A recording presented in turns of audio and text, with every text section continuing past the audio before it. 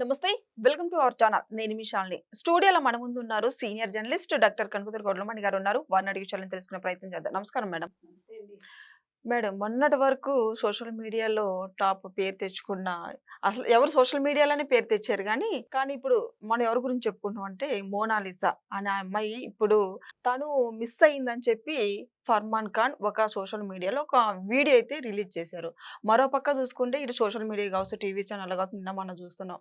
మంగ్లీ గురించి ప్రచారం అయితే వస్తుంది. ఈ రెండింటికి ఇప్పుడు ఫస్ట్ మోనాలిసా గురించి చెప్పండి మేడం, ఎందుకు మిస్సింగ్ అయింది? మోనాలిసా ఏమైందంటే మీరు అన్నట్టుగా అమ్మాయి ఓవర్ నైట్ స్టార్ అయిపోయింది. తేనె కళ్ళ సుందరి అనే పేరు పెట్టారు అందరూ. కుంభమేళాలో పూసలు అమ్ముకుంటూ ఉంటే ఒక సోషల్ మీడియాకి సంబంధించిన అతను ఆ అమ్మాయిని వైరల్ చేశారు. అంటే దీన్ని మనం మంచిగా తీసుకోవాలా, చెడుగా తీసుకోవాలా?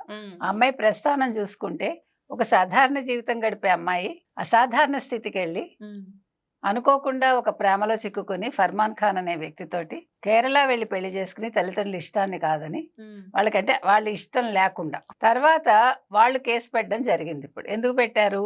ఈ అమ్మాయికి 16 ఏళ్ల 2 నెలల 12 రోజులు ఎంతో ఈ అమ్మాయి వయసు. సో అతని మీద పోక్సో చట్టం కింద కేసు పెట్టారు. ఈ ఫర్మాన్ ఖాన్ ఈ మోనాలిసాను పెళ్లి చేసుకున్నప్పుడు ఇందులో ఉండే ఒక ట్విస్ట్ ఏంటంటే కేరళకు చెందిన రాజకీయ నాయకులు అక్కడ హాజరు కావడం, ఇదే అసలైన కేరళ స్టోరీ అని స్టేట్మెంట్ ఇవ్వడం వాళ్ళ ముఖ్యమంత్రి, కేరళ స్టేట్ కి సంబంధించిన ముఖ్యమంత్రి పినరయి విజయన్. సో దీన్ని ఇప్పుడు మరి ఏ కేరళ స్టోరీ కింద తీసుకుంటారు మీరు? ఇప్పుడు ఫర్మాన్ ఖాన్ అనే అతను ఇవాళ ఒక వీడియో రిలీజ్ చేశాడు కొంచెం సేపటి ముందు. ఏమంటున్నాడు? మోనాలిసా మాయమైపోయింది. ఇప్పుడు దీని మీద వాళ్ళ తల్లిదండ్రులు వెంటనే స్పందించారు. వాళ్ళు ఏమంటున్నారు? మా అమ్మాయిని మోసం చేసి పెళ్లి చేసుకున్నాడు, కేసు పెట్టాం కాబట్టి అరెస్ట్ భయంతో మా పిల్లని మాయం చేశాడు అని పోలీసులకి మళ్ళీ కంప్లైంట్ ఇస్తున్నారు. ఇక్కడ 2 అంశాలు. ఒకటి, ఫర్మాన్ ఖాన్ నిజం చెప్తున్నారా లేదా, నిజంగా మోనాలిసా మిస్ అయిందా, దాచిపెట్టారా? ఎందుకంటే ఇప్పుడు 16 ఏళ్ల 2 నెలలు కాబట్టి 18 ఏళ్ళు పూర్తయ్యే వరకు అమ్మాయి కనిపిస్తుందా కనిపించదా? అంటే మేజర్ అయిపోయాక బయటకు తీసుకొస్తారా? ఎందుకంటే మీరు ఇలాంటి విషయాల్ని సాదాసీదాగా తీసుకోకూడదు. ఈ బ్రెయిన్ అసలు ఫర్మాన్ ఖాన్ అనే అతను ప్రేమించడం ఏంటి, ఫేస్బుక్ లో పరిచయం అయ్యి ఈ పిల్ల నమ్మడం ఏంటి, సినిమా ఇండస్ట్రీకి వచ్చి మంచి పేరు తెచ్చుకుని బోల్డ్ ప్రారంభోత్సవాలు చేసి బోల్డ్ డబ్బులు సంపాదించుకుని ఒక మంచి లైఫ్ స్టైల్కి అలవాటు పడిన పిల్ల ఆల్ ఆఫ్ ఏ సడన్ ఈ పెళ్ళేంటి, ఈ గందరగోళం ఏంటి? ఇప్పుడు కేరళ పోలీసులు ఎలా స్పందిస్తారు, కేరళ గవర్నమెంట్ ఎలా స్పందిస్తుంది? ఇది చిన్న విషయం కాదు. ఎందుకంటే వాళ్ళ స్టేట్ లో జరిగిన పెళ్లి కాబట్టి they have to take responsibility. కాబట్టి ఇప్పుడు మరి అమ్మాయికి సంబంధించి మధ్యప్రదేశ్ కి చెందిన పోలీసులు వస్తారా, కేరళ పోలీసులు కూడా దీంట్లో ఇన్వాల్వ్ అవుతారా? ఏం జరుగుతుంది అసలు? మోనాలిసా ఏమైంది? అవును, మళ్ళా మోనాలిసాని మనం ఎప్పుడు చూస్తాము అనేది ఒక ప్రశ్న. మేడం, మన టీవీ ఛానల్లో సోషల్ మీడియా మొత్తం మంగ్లీ ప్రచారం జరుగుతుంది. అసలు ఏం జరిగింది మంగ్లీ విషయంలో? మంగ్లీ విషయంలో ఏం జరిగింది అని కాదండి, యాక్చువల్గా మైక్రో ఫైనాన్స్ స్కీమ్ అనే పేరుతోటి మధు అనే వ్యక్తి ఈ మంగ్లీ పేరు వాడుకుని లంబాడా తండాల్లో వాళ్ళ దగ్గర నుంచి 10 కోట్లు వసూలు చేసి మోసం చేశాడంటున్నారు. 10 కోట్లు కాదు, 100 కోట్లు అన్నారు, 150 కోట్లు అన్నారు. ఏది ఏమైనా 10 కోట్ల స్కామ్ లో మంగ్లీ మీద సుబ్బారావు అనే అడ్వకేటు పంజాగుట్ట పోలీస్ స్టేషన్ లో ఒక కేసు పెట్టారు. అతను బాధితుల తరఫున ఈ కేసు వేయడం జరిగింది. అయితే దీని మీద నిన్న మంగ్లీ పంజాగుట్ట పోలీస్ స్టేషన్ లో సుబ్బారావు మీద కేసు పెట్టి, నేను ఒక బంజారా అమ్మాయిని, నేను ఒక యాంకర్ గా ఉంటూ ఈ స్థాయికి వచ్చాను, సెలబ్రిటీ స్థాయికి, మీరు నా మీద ఇలా చేస్తారా అని ప్రెస్ని అడిగితే ప్రెస్ వాళ్ళు మీరు ప్రెస్నే అంటున్నారా అంటే నేను మిమ్మల్ని ఏం అంటలేదు, మీరు నిజానిజాలు తెలుసుకోవాలని ప్రశ్నించింది ఆవిడ. అయితే ఇవాళ చూస్తే ఇప్పుడు సుబ్బారావు మీద అంటే పోలీస్ స్టేషన్కి ఆయన వెళ్తే సుబ్బారావు తాగి ఉన్నాడు అని పోలీసులు అంటున్నారు.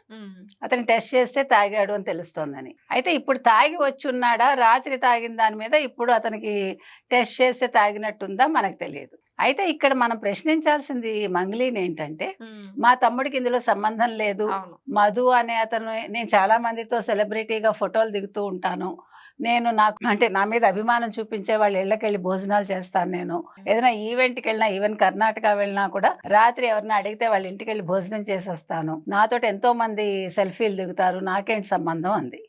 అయితే ఇక్కడ 2 విషయాలు ఏంటంటే, ఒకటి వాళ్ళ తమ్ముడిని ఆవిడ చూపించింది నిన్న, రెండు, మధు అనే అతను మీ పేరు ఎట్లా వాడుకుంటాడు, మీ పేరు వాడుకున్నందుకు మీరు డిఫమేషన్ కేసు వేయాలి కదా. అవును. తర్వాత మధు మీద కేసు పెట్టాలిగా, 2 కేసులు పెట్టాలి. ఒకటి డిఫమేషన్ కేసు, 2 నా పేరు వాడుకున్నావు సరే, నీ వల్ల నేను బదనామయ్యాను, ఇప్పుడు నేను బాధితుల తరఫున నీ మీద కేసు వేస్తున్నాను వెయ్యాలి కదా. అవును. ఆ 2 చేయలేదు అమ్మాయి. సుబ్బారావు మీద కేసు పెట్టింది అర్థం లేకుండా.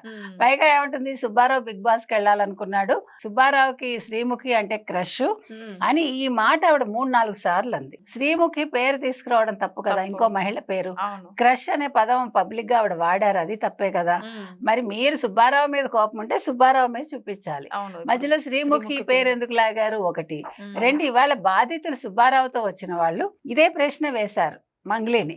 నువ్వు అందరికి చాలా మందికి సాయం చేశానన్నావు కదా, నీకు సంబంధం లేదు కరెక్టే, కానీ నువ్వు ఇవాళ మరి మా తరఫున పోరాడాలి కదా. నువ్వు ఇప్పుడు వచ్చి మాతో మరి మాట్లాడి మా తరఫున కేసు ఎందుకు వేయట్లేదు, మధు మీద కేసు ఎందుకు వేయట్లేదు అని అడుగుతున్నారు. సో దీనికి ఇప్పుడు మంగ్లీ సమాధానం చెప్పాలి. తర్వాత సుబ్బారావు తాగున్నాడు అని చెప్పి పోలీసులు అలా మాట్లాడటం అనే దాని మీద కూడా మరి ఏం విచారణ జరుపుతారు ఏంటి అనేది మనకి ఇంకా తెలియదు. మొత్తం మీద ఇప్పుడైతే 10 కోట్ల స్కామ్ అంటున్నారు. అవును. ఇప్పుడు ఆ లంబాడా తండాలు ఎవరైతే ఉన్నారో వాళ్ళందరూ వాళ్ళ స్థలాలమ్మి, భూములమ్మి ఈ డబ్బులు కట్టడం జరిగింది. అతను ఏం చెప్పాడంటే, మీకు 4-5% వడ్డీ ఇస్తాను, కొన్ని రోజులు అంటే కొన్ని నెలలు అయ్యాక మీకు స్థలం కూడా ఇస్తానన్నట్టు. అది వీళ్ళు ఎలా నమ్మారో మరి. మంగ్లీకి సంబంధం లేకుండా మంగ్లీకి సంబంధించిన వాళ్ళందరూ ఎలా కడతారు, ఇప్పుడు ఇవన్నీ కూడా ప్రశ్నలే. అవును. Thank you.